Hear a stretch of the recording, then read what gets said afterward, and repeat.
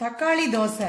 அதாவது நான் என்ன பண்ணியிருக்கேன்னா, பழுத்த தக்காளி எல்லாம் நல்லா அரைச்சு, ஒரு 5-6 பழுத்த தக்காளியை அரைச்சு அதை தோசை மாவில் கலந்துருக்கேன். நான் மிச்சம் தோசை மாவு இருந்து அதில் கலந்துருக்கேன்.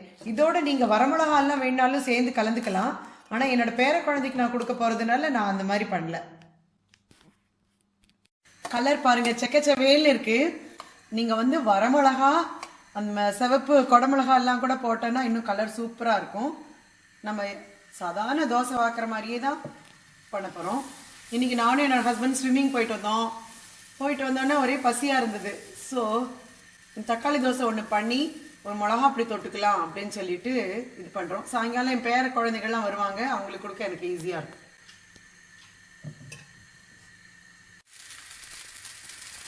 இந்த மாதிரி சாதாரண தோசை மாதிரியே தான் இன்றைக்கி 2 தோசை இதோடு சேர்ந்து எள்ளு மிளகா அப்படியே சாப்பிட போகிறேன். ஏன்னா இப்போ தான் அந்த இதுலேருந்து ஸ்விம்மிங்லேருந்து வந்ததுனால பயங்கர பசி. ஏன்னா ஸ்விம்மிங் ரொம்ப குட் எக்ஸசைஸ். ஸோ நல்லா பசிக்குது. உடனே இப்போ சாம்பார்லாம் பண்ண டைம் இல்லை. ஸோ 2 தோசை எள்ளு மிளகா அப்படியோட சாப்பிட்டுட்டு அதுக்கப்புறம் மத்தியானம் நிதானமாக சமைக்க போகிறேன்.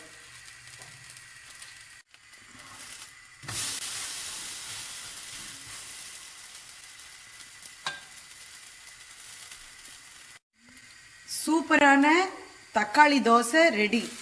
இந்த மாதிரி கலராக பண்ணி குழந்தைகளுக்கு கொடுக்க முடியும். நீங்களும் கட்டாயம் பண்ணி பாருங்கள். தொட்டுக்கிறதுக்கு சாம்பாரோ இல்லை கொத்தமல்லி சட்னியோ சூப்பராக இருக்கும்.